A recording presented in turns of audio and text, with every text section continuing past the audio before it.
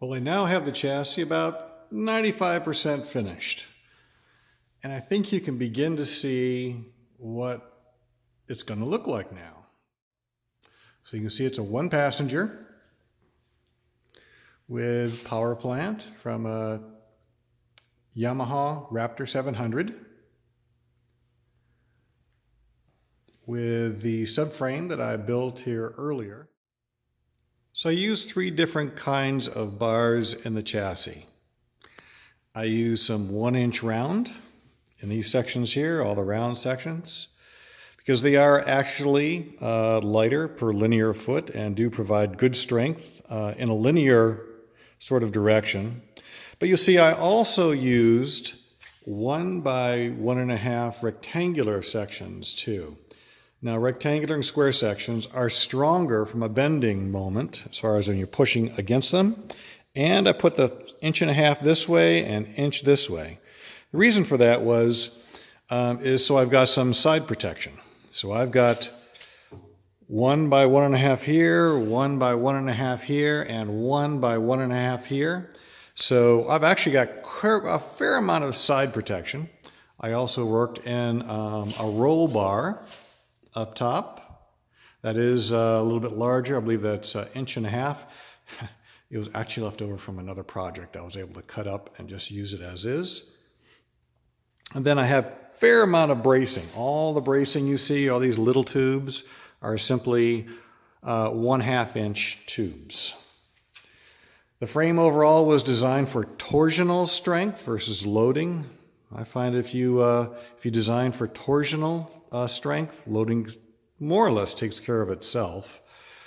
The design is very much like what I had in my CAD drawing. The dimensions are a little different than the CAD drawing. For example, this space here is actually longer than I thought it was going to be, which meant this space was shorter. And that's why I did not extend this pipe all the way to the end as I had originally planned, because I just didn't need to. It was been a long stretch. And to be honest, one of the things I realized once I got it to that point was it was getting a little higher than I thought it was and a little difficult to get in and out of. So by not stretching that top tube all the way up to the other junction, it does make it much, much easier to get into. Overall, inside, it's very spacious. Lots of room in there, so I'm not worried about that. Lots of leg room.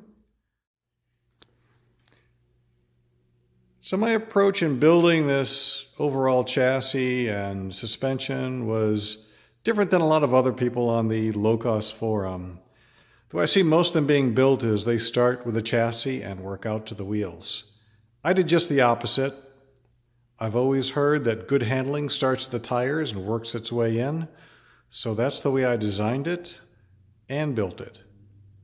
So the first thing I did was find a very lightweight wheel and tire combination. It's a Miata hollow spoke, less than 10 pounds per wheel, and some Kumho 14-inch tires that were in about the 12 to 15 pound range.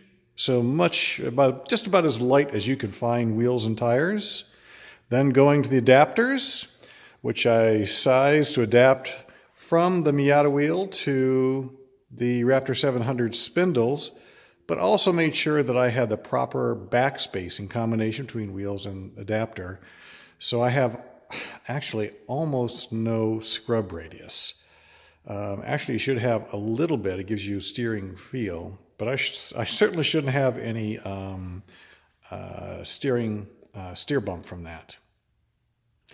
Then went on to suspension, doing my upper and lower control arms, my frame, the cantilever setup. You can see I've got one of the cantilevers off now.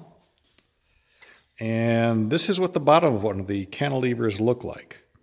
It actually clamps on to the lower control arm, clamps down, and that is almost enough to hold it, believe it or not. And then in the bottom you'll see there's a couple of set screws.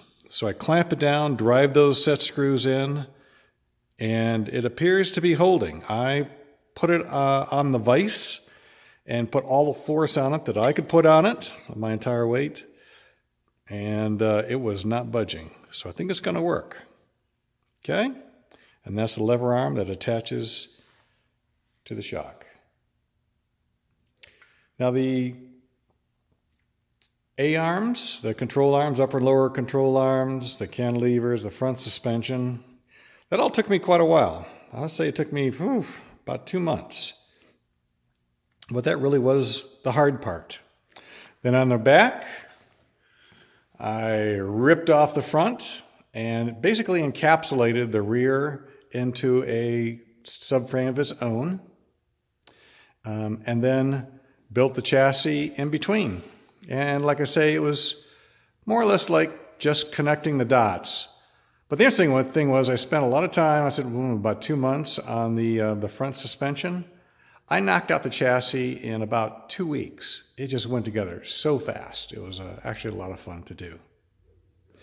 Now, one of the things I wanted to do was to make the chassis somewhat modular, and I wanted it to be comfortable as far as vibration and harshness. So I did work in isolators. So you'll see right here that there's a plate here, and actually I just have sort of a dummy isolator in here right now. It's a piece of plywood, the thickness of the isolators I'll be using, and then it bolts right down to the frame here. So I've got isolators here, I've got another one in here, and another one down here. So I've actually got 6 isolators in the back, and that's because there is a little bit of vibration in this ATV motor. It's actually just a single cylinder. And that'll keep me from, let's say, not scrambling my eggs. Up front, I didn't feel I needed as many isolators, so I simply have 4. One here, and one down here. I used these isolators that I purchased from Energy Suspension. It's basically 1/2 inch by 2 by 2. They're available on their website. Now they do come with a 7/16 hole, but I drilled it out for a 1/2 because you want to prevent any sort of metal to metal contact. So I use these nylon insulators you'll see here to insert there, and the outside diameter of those nylon sleeves are a 1/2 inch, so I just drilled out the rubber there, isolator, just to make them fit. So this is the way they look once they're actually installed. You can see it's sandwiched both top and bottom here with a flange in between. It's like a big old sandwich with a nylon in between. So once I bolt this to bring a bolt in through here, there's absolutely no metal to metal contact. There's also a watch that goes on top of this to ensure you've got a nice strong connection there as well.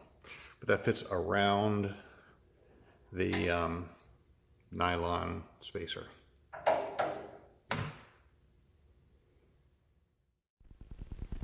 So once I had the frame apart, the main chassis here apart, I took the opportunity to weigh it to see what I came in at. Remember, this is a pretty small vehicle, so every pound counts. And I was rather pleased. It weighed in at about 65 pounds with the floor in it. Doesn't show the floor right now. So it is pretty light, you can see. In fact, this is called the Raptor 700 project, isn't it? So, okay, you guys ready? 1, 2, 3, 4, 5, 6, 232, 233, 234, 235, 236, 482, 483, 484, 485, 697, 698, 699, 700.